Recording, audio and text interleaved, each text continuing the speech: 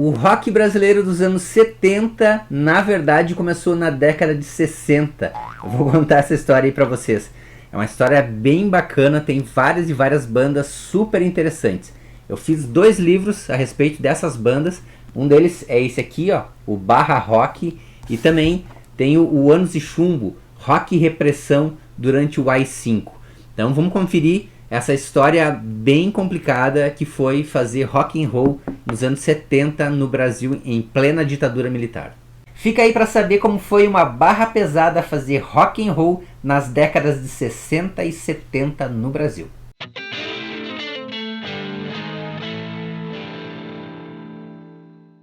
Se você já aprendeu alguma coisa comigo aqui nesse canal, tá curtindo esse canal, se inscreva. Isso é muito importante para receber mais notificações sobre a história da música e para levar esse canal adiante. Imagine aqui essas 2 obras, os 2 livros que eu fiz, sendo o rock and roll nos anos 70.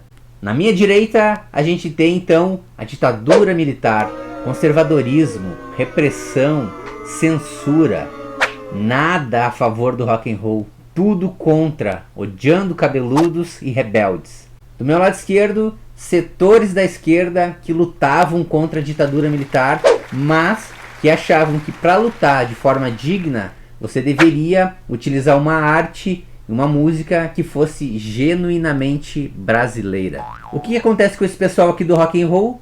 Não se enquadra com a posição da direita conservadora e nem com a posição extremista da esquerda. Se torna um gênero à margem. Muitas pessoas acreditam que o rock brasileiro iniciou lá nos anos 80 com as bandas Paralamas, Titãs, Legião Urbana, mas não, teve rock and roll antes, né? Lá nos anos 50, onde iniciou o rock and roll lá nos Estados Unidos, já tinha rock and roll também no Brasil. Nos anos 60 também teve rock and roll, e aí no final dos anos 60 que começa a surgir então esse nome de rock and roll que eu chamo de barra rock, né? Eu coloco eles como movimento aí de rock and roll brasileiro, barra rock. Ele inicia então no final dos anos 60 e também vai por toda a década de 70. E de que forma? Em meio de uma ditadura militar muito severa, existia repressão e censura. Fazer um show de rock naquele momento era muito difícil. Era muito difícil produzir música, gravar discos. E aí, nesse sentido, eu vou colocar algumas bandas que fizeram parte desse movimento. Como vocês já viram num outro vídeo aqui no canal, eu já falei sobre contracultura, tropicália e rock and roll. E é nesse universo que esse rock and roll dos anos 60 e 70 vai surgir. A primeira coisa que eu tenho que falar aqui, antes de citar alguma banda, é lembrar o contexto. Em 1964 aconteceu o golpe militar. Os militares tomaram poder e instauraram uma ditadura durante longos anos. Como se não bastasse, foram instituídos mecanismos de legitimação e legalização de atos políticos pelos militares. A cada momento eles iam instaurando atos institucionais para ganhar mais poderes e combater as pessoas que estavam descontentes com a sua ditadura. E no dia 13 de dezembro de 1968, o então presidente General Costa e Silva emitiu o Ato Institucional número 5. A partir daí, a ditadura se mostrava sem receio. Ele dava plenos poderes ao presidente, recesso ao Congresso, censura prévia aos meios de comunicação, e as artes e a música, de um modo geral, sofreram muito com a repressão e a censura. Todos que demonstrassem estar contra as ideias do governo ditador seriam caçados, presos ou exilados do país. Muitas pessoas foram mortas nesse momento. E ainda tem bolsonarista que acha que a gente deve voltar à ditadura. E foi nesse momento conturbado que começou a aparecer bandas de rock que seriam super importantes para a história desse gênero no Brasil. A primeira banda que eu vou citar aqui são os Mutantes, formada pelo Sérgio Dias e o Arnaldo Batista, 2 irmãos, e também pela Rita Lee. Logo em seguida eles colocaram o Dinho da bateria e o Liminha para fazer o contrabaixo. Mutantes com certeza é a maior banda que o Brasil já teve. Eles tiveram sucesso internacional naquele período e até hoje tem artistas internacionais que veneram a banda.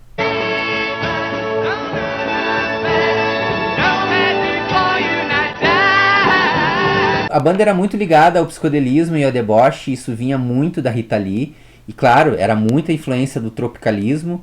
Essa banda surgiu no tropicalismo, e aí então, depois que a Rita Lee saiu da banda, a banda continuou, né, com o seu projeto. O Sérgio Dias liderou a banda, o Arnaldo acabou saindo em seguida também. Teve várias outras formações, essas formações então estão ligadas mais ao rock progressivo, e enquanto que o Arnaldo Batista fez sua carreira solo, com alguns discos bem importantes também na década de 70, e a Rita Lee vai fazer então na década de 70 as Cilibrinas do Éden, e também vai participar da banda Tutti Frutti. Vários músicos participaram do Tutti Frutti na década de 70, o seu grande mentor é o Carlini, um grande guitarrista. Tem também o Lee Marcucci, que foi uma outra pessoa bem fundamental para que o Tutti Frutti seguisse sua carreira na década de 70.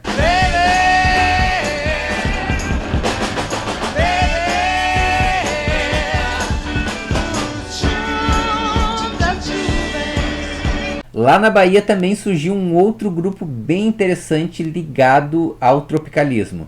Como eu falei para vocês no outro vídeo anterior, os tropicalistas eram então baianos, né? Esse grupo, esse novo grupo que misturava música brasileira e rock and roll, se chamou de Novos Baianos, para dar seguimento ao tropicalismo. Os Novos Baianos era formado pelo Moraes Moreira, Paulinho Boca de Cantor, a Baby Consuelo, né, hoje chamada de Baby do Brasil, Pepeu Gomes e mais uma galera.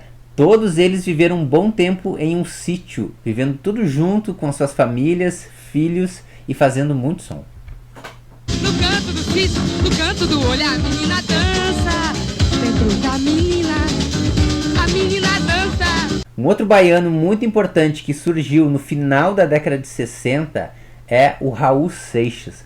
Raul Seixas, nosso maluco beleza, fez muito sucesso na década de 70 e também até na década de 80, mas ele surgiu lá justamente nesse movimento aí de rock and roll que tentava então abrir espaço dentro da ditadura militar. E fora dos padrões convencionais apareceu um grupo chamado Secos e Molhados. Os Secos e Molhados era formado pelo Ney Matogrosso, o Gerson Conrad e o João Ricardo. Eles conseguiram ter um amplo espaço nos meios de comunicação e fizeram maior sucesso. Lançaram 2 discos só com essa formação e venderam muito, muito mesmo. Vira, vira, vira, homem, vira, vira. Vira, vira, lobisomem, vira, vira, vira.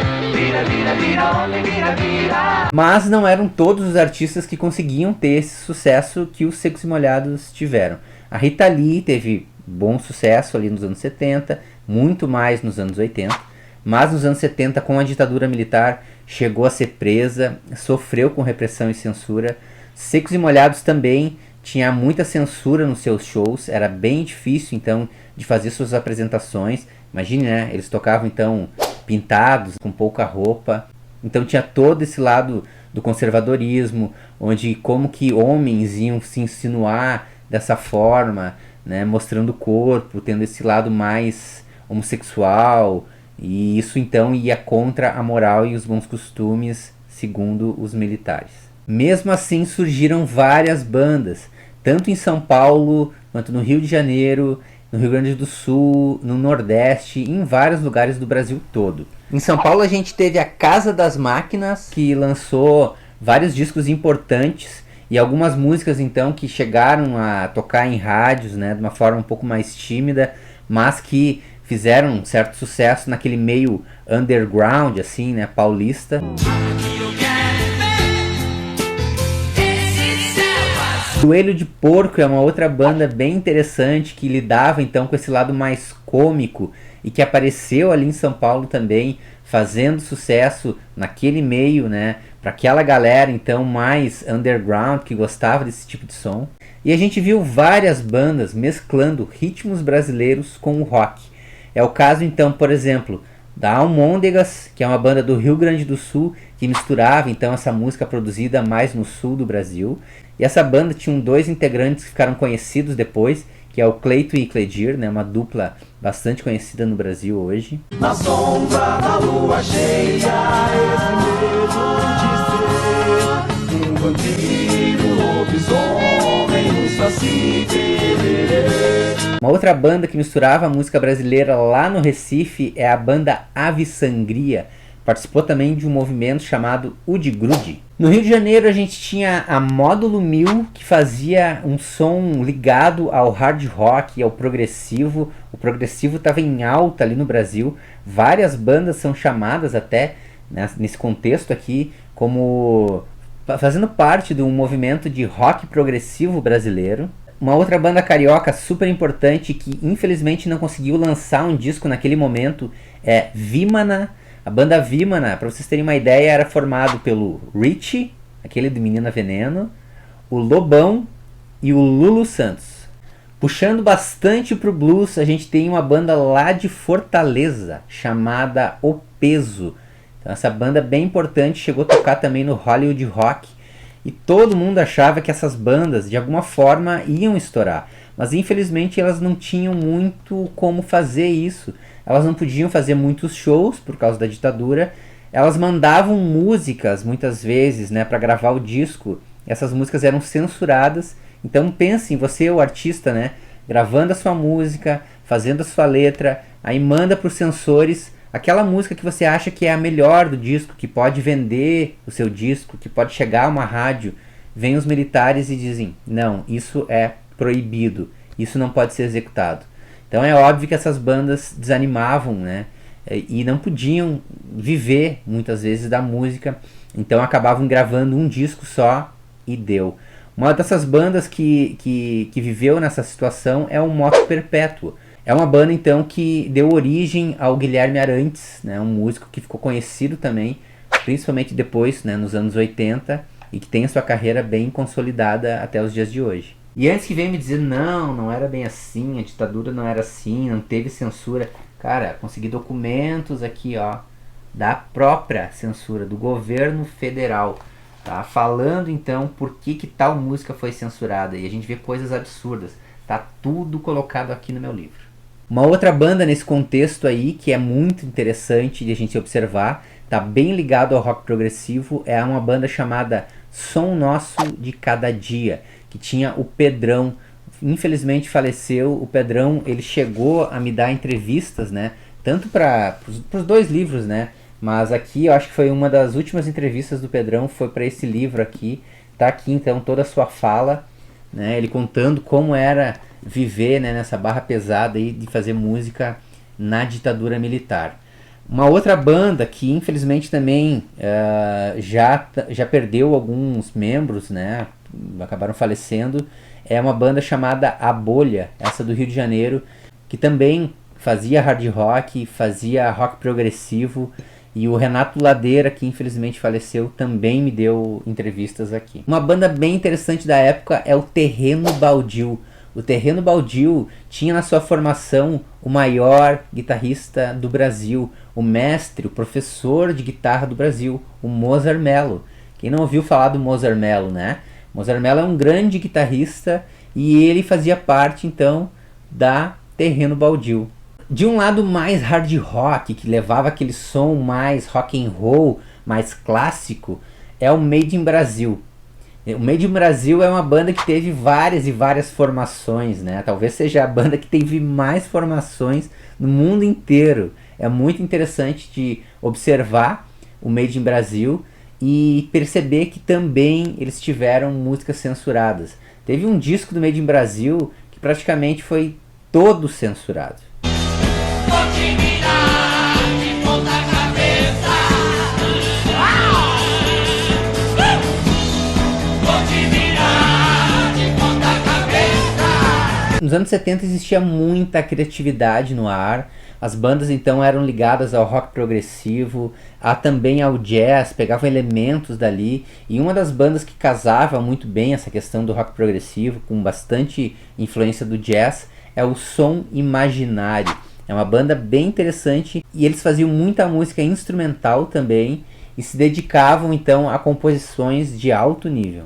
Além disso, a gente viu surgir o Bicho da Seda A Barca do Sol, que foi uma banda também interessante ali nos anos 70, fazendo discos importantes para consolidar o rock brasileiro naquele período, nessa mistura aí de música brasileira com rock and roll. E uma banda que talvez seja menos conhecida, mas que é muito, muito interessante. Recomendo você ir lá ouvir Recordando o Vale das Maçãs. É uma banda bem interessante, fazendo rock progressivo, mas no final da década de 70.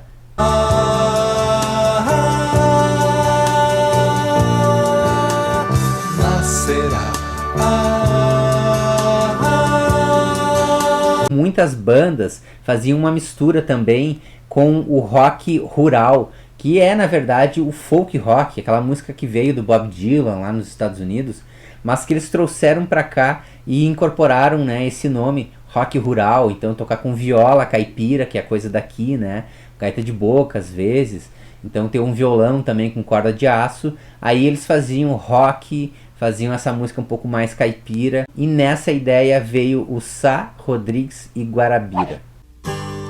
Quero que você me faça um favor, já que a gente não vai mais se encontrar. Um grupo muito importante na década de 70 é o Terço. O Terço foi formado então no Rio de Janeiro pelo Sérgio Heinz, o Vinícius Cantuária e o Jorge Amidem. Teve também no grupo, né, a participação do César de Mercês, que é um cara muito inteligente, me deu muitas entrevistas aqui também para fazer esses livros. Entrou na banda também depois o Sérgio Magrão também. O Flávio Venturini é um outro músico super importante que participou desse grupo. E eles chegaram a fazer um disco em inglês, tentando buscar então esse mercado internacional, né, que é o disco Criaturas da Noite. As criaturas da noite, um voo calmo e pequeno. O Ato Institucional número 5, ele acabou em 1978. Tudo indicava que a partir dali então seria um pouco mais fácil. A ditadura estava instaurada ainda, mas a repressão e censura poderia diminuir. E essas bandas então poderiam crescer. Mas infelizmente quase todas essas bandas acabaram justamente nesse momento. Era muito difícil fazer rock and roll nesse período. Então quando chegou perto de 77, 78, 79, essas bandas acabaram. Elas não conseguiam mais sobreviver. Elas não tinham onde tocar. Elas tinham problema com a censura. Alguns artistas desses foram presos simplesmente por estar tocando rock and roll. E aí era impossível permanecer na ativa. E por todos esses perrengues que esses músicos passaram, eu acabei então fazendo esse livro aqui chamado Barra Rock. Intitulei esse movimento de Barra Rock por todas essas dificuldades que eles tiveram. E então falo nesse livro aqui sobre essas bandas, né? Falo sobre a história de cada uma delas. Falo também sobre como foi fazer música nesse período. Tem muitas entrevistas aqui então de vários artistas que eu citei agora aqui para vocês. E claro, né, a gente fala de som, fala de música e fala de contracultura. Fala de como era difícil produzir música no momento de censura, de repressão, e que também tinha um outro lado ali, né, da esquerda, tentando de alguma forma chamar a atenção deles para essa luta, e em outros casos dizendo assim: vocês não servem para lutar contra o governo ditador, vocês são roqueiros alienados, né? Uma coisa que, claro, aqui nesse sentido não cabe, porque eles eram sim políticos, porém à sua maneira. Gostou do vídeo? Curte aí, curte, que é muito importante. Já se inscreve no canal, tá? Que é só assim que esse canal pode ir para frente, então, com mais pessoas seguindo esse canal, e aí sim eu produzo mais vídeos falando sobre rock and roll, música erudita, jazz, blues, enfim, a história da música. Quer saber mais sobre a história da música? Então, inscreva-se aí. Até mais. Ah, e claro, tem também o meu Instagram, tá? Prof. Alexandre Sajorato. Lá tem bastante conteúdo sobre história da música também, hein? E quem quiser comprar o livro, lá é o melhor caminho. Encontra lá.